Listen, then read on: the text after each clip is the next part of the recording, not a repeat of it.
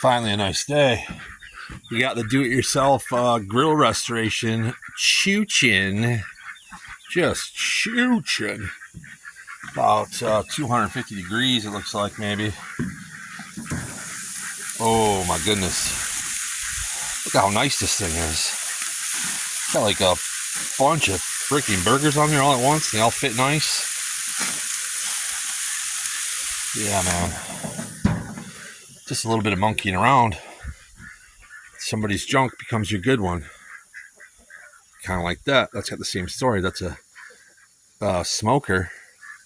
I got that last summer and played with it just a little bit. Had to make a tray thing in the bottom to hold the chips because it was rusted out. They threw it away like $10 in 10 minutes. It was fixed. So now I got the nice smoker and I got the grill, and it's all from somebody else's junk.